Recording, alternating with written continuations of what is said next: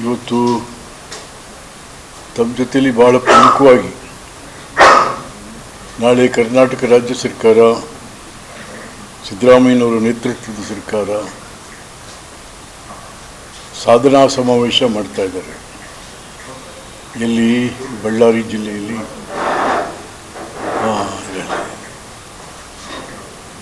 ಒಳ್ಳೆಯದು, ಸಾಧನಾ ಸಮಾವೇಶ ಮಾಡ್ತಾರೆ ಎಲ್ಲರೂ. ಬಟ್ ನೀವೇನು ಸಾಧನೆ ಮಾಡ್ತೀವಿ ಅಂತ ಸಾಧನೆ ಸಮಾವೇಶ ಮಾಡ್ತಾಯಿದ್ದೀರಿ. ಹೇಳಿಯಪ್ಪ, ಏನು ಸಾಧನೆ ಮಾಡ್ತೀರಾ ಅಂತ. ಏಕೆಂತಂದರೆ ಯಾವುದು ಹೇಳ್ಕೊಳ್ಳುವಂಥ ಸಾಧನೆ ಈಗ ರಾಜ್ಯಕ್ಕೆ ಬೇಡಪ್ಪ, ಮೈಸೂರು ಜಿಲ್ಲೆ ಏನಾಗಿದೆ? ಮೈಸೂರಿನವರೇ ನೀವು ಭಾಳ ಮುಖ್ಯಮಂತ್ರಿ ನೀವೇ. ಇನ್ನೊಬ್ಬರು ಅಂಬೇಡ್ಕರ್ ಸಾಧನೆ ಸದಾ ಮಾತಾಡು ನಮ್ಮ ಜಿಲ್ಲಾ ಮಂತ್ರಿಗಳು. ಹೇಳಿ ಏನು ಮಾಡಿದ್ದೀರಾ ಮೈಸೂರಿಗೆ ನೀವು? ಆಮೇಲೆ ರಾಜ್ಯಕ್ಕೆ ಹೇಳೋಣ ಏನು ಮಾಡಿದ್ದೀರಾ ಅಂತಂತ. ಮತ್ತು ಕೆಲವಾರು ಪ್ರಶ್ನೆಗಳಿದ್ದಾವೆ. ಮುಖ್ಯಮಂತ್ರಿಗಳೇ, ನಿಮ್ಮದೇ ಜಿಲ್ಲೆ ಮೈಸೂರು ಜಿಲ್ಲೆ, ಏನು ಕೊಟ್ರಿ? 2 ಬಡ್ಜೆಟಲ್ಲಿ ಏನೂ ಇಲ್ಲ. ಸುಮ್ಮನೆ ಏನೇನೋ ಬರೀ ಸುಳ್ಳು ಹೇಳ್ಕೊಂಡು ತಿರುಗ್ತಾ ಇದ್ದೀರಿ. ಹೆಲಿಕಾಪ್ಟ್ರಲ್ಲಿ ಬರೋದು, ಹೆಲಿಕಾಪ್ಟ್ರಲ್ಲಿ ಹೋಗೋದು ಬಿಟ್ಟರೆ ಏನು ಮಾಡ್ತಾಯಿದ್ರಿ? ಈಗ ರಸ್ತೆಯಲ್ಲಿ ಬರೋಕ್ಕಾಗಲ್ವೇ? ಈಗೇನು ಒಳ್ಳೆ ರೋಡ್ ಇದೆ. ಹೆಲಿಕಾಪ್ಟ್ರಲ್ಲಿ ಬರಬೇಕಾದ್ರೂ 3 ಗಂಟೆ ಆಗಬೇಕಾದ್ರೆ ನೀವು ಮನೆಯಿಂದ ಹೊರಟು ಬಂದು ತಿರುಗಿ ಅಲ್ಲಿಂದ ಇಲ್ಲಿ ಬರೋದು ಇವೆಲ್ಲ ಸೇರಿದ್ರೆ ಬರೀ 1 ಗಂಟೆ 20 ನಿಮಿಷದಲ್ಲಿ ಮೈಸೂರಿಂದ ಬಂದುಬಿಡ್ಬೋದಲ್ಲ, ಬೆಂಗಳೂರಿಂದ. ನೀವು ಮುಖ್ಯಮಂತ್ರಿ ಆಗ್ತಾವಿಂದ ಇಲ್ಲಿ ತನಕ ಹೆಲಿಕಾಪ್ಟ್ರಿಗಾಗಿ ಕರ್ನಾಟಕ ರಾಜ್ಯ ಸರ್ಕಾರದ ಬೊಕ್ಕಸದಿಂದ ಆಗಿರುವ ಖರ್ಚೆಷ್ಟು ಹೇಳಿ ಜನಕ್ಕೆ. ಈ ಸಾಧನಾ ಸಮಾವೇಶದಲ್ಲಿ ಅವರನ್ನು ಹೇಳಬೇಕು.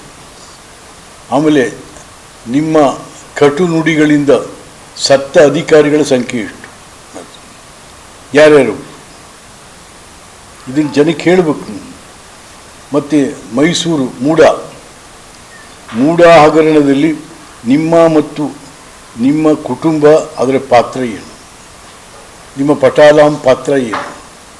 ಎಷ್ಟು ಸಾವಿರ ಸೈಟ್ಗಳು ಹೋದು, ಇದರಲ್ಲಿ ಎಷ್ಟು ಸಾವಿರ ಕೋಟಿ ಇವತ್ತಿನ ದಿವಸ ನಷ್ಟ ಆಯಿತು ಮೂಡಕ್ಕೆ. ಇದೆಲ್ಲ ತಿಳಿಸ್ಬೇಕಲ್ಲ ಸಾಧನಾ ಸಮಾವೇಶದಲ್ಲಿ. ನೀವೀಗ ತಿಳಿಸಲ್ಲ ಅಂದ್ರೂ ಸದ್ಯದಲ್ಲೇ ನಾವೇ ತಿಳಿಸ್ತೀವಿ. ನಾವೇ ಒಂದು ಸಾಧನಾ ಸಮಾವೇಶ ಮಾಡ್ತೀವಿ. ಮೈಸೂರಲ್ಲೇ ಒಂದು ಸಮಾವೇಶ ಮಾಡ್ತೀವಿ. ಯಾರು ಬರ್ತಾರೋ ಬರಲಿ, ನೀವು ಹೇಳಬೇಕು. ನೀವು ಹೇಳಲಿಲ್ಲ ಅಂದರೆ ನಾವು ಹೇಳ್ತೀವಿ ಏನು ಅಂತ ನೆಕ್ಸ್ಟು. ಹಾಗಾಗಿ ಮತ್ತು 10 ವರ್ಷ ಜಾತಿ ಜನಗಣತಿ ಈಚೆ ಬಿಡಲೇ ಇಲ್ಲ ನಿಮಗೆ. ಅದಕ್ಕೇನೋ ಒಂದು ಟೋಪಿ ಆಟ ಆಡಿದ್ರಿ. ಅದಾದಮೇಲೆ ಈಗ ಒಳ ಮೀಸಲಾತಿ, ಅದ್ರ ಜಾತಿ ಜನಗಣತಿ ಅಂತ. ಅರೆ ಅದಕ್ಕೆ ಯಾಕ್ರಿ ಬೇಕು? 260 ಕೋಟಿ ರೂಪಾಯಿ ಖರ್ಚು ಮಾಡಿ 10 ವರ್ಷದಿಂದ ಆಗಿದೆ ಅದು. ಅದರಲ್ಲೇ ಇದೆ ಎಲ್ಲ. ಇದು ಎಲ್ಲ ಜಾತಿಯವ್ರ ಜನಗಣತಿ ಆಗಿರುವಂಥದ್ದು 10 ವರ್ಷದಲ್ಲಿ. ಅದರಲ್ಲಿ ಎಲ್ಲ ಜನಾಂಗದ್ದು ಗಣತಿ ಇದೆ. ಅಲ್ಲೇ ತಗೊಳ್ಳಿ, ಸಿಗುತ್ತಲ್ಲ ನಿಮಗೆ. ತಿರುಗಿ ಹಾಕೊಂಡು ಸುಮ್ಮನೆ ಜನಕ್ಕೆ ಟೋಪಿ ಹಾಕ್ಕೊಂಡು ಯಾಕೆ ನೀವೇನು ಕೆಲಸ ಮಾಡ್ತಾ ಇಲ್ವಲ್ಲ. ಅದರಿಂದ ಇದನ್ನು ಜನರ ಟೋಪಿ ಹಾಕೋದಕ್ಕೆ, ಜನರ ಮನಸ್ಸಿಂದ ನಿಮ್ಮ ಭ್ರಷ್ಟಾಚಾರ, ನಿಮ್ಮ ವೈಫಲ್ಯತೆಗಳನ್ನ ಮುಚ್ಚಾಕೋದಕ್ಕೆ ಈ ಸಾಧನಾ ಸಮಾವೇಶ ಮಾಡ್ತಾ ಇದ್ದೀರಾ. ಹಾಗಾಗಿ ಸುಮ್ಮನೆ ಅನಾವಶ್ಯಕವಾಗಿ ಜನರನ್ನು ನೀವು ಮೆಚ್ಚೋದಕ್ಕೆ ಪ್ರಯತ್ನ ಮಾಡಿ. ಜನಕ್ಕೆಲ್ಲ ಗೊತ್ತಾಗಿದೆ, ಜನಕ್ಕೆಲ್ಲ.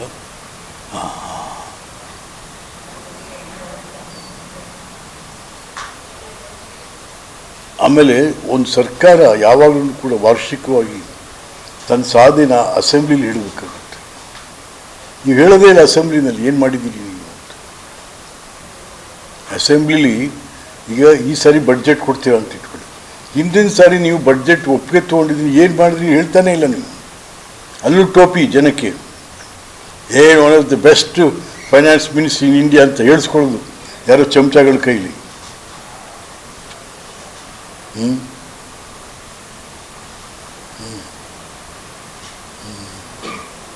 ಸೊ ಹಾಗಾಗಿ ಮತ್ತು ಅದ್ರ ಜೊತೆಗೆ ಸಾಧನಾ ಸಮಾವೇಶ ಮಾಡ್ತೀರಲ್ಲ, ಮುಖ್ಯಮಂತ್ರಿ ಆಸ್ತಿಯಿಂದ ಹಿಡಿದು ಎಲ್ಲ ನಿಮ್ಮ ಮಂತ್ರಿಗಳ ಆಸ್ತಿಯನ್ನು ಡಿಕ್ಲೇರ್ ಮಾಡಿ.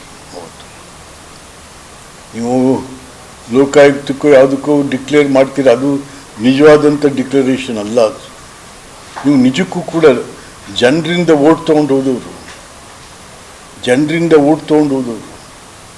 ಜನಾದೇಶ ಪಡೆದಂಥವರು ಜನರ ಮುಂದೆ ನಿಮ್ಮ ಆಸ್ತಿ, ನಿಮ್ಮ ಹೆಚ್ಚಿನ ವಿಡಿಯೋಗಳಿಗೆ ಪ್ರತಿಧ್ವನಿ ಯೂಟ್ಯೂಬ್ ಚಾನೆಲ್ ಸಬ್ಸ್ಕ್ರೈಬ್ ಮಾಡಿ, ಬೆಲ್ ಐಕಾನ್ ಕ್ಲಿಕ್ ಮಾಡಿ.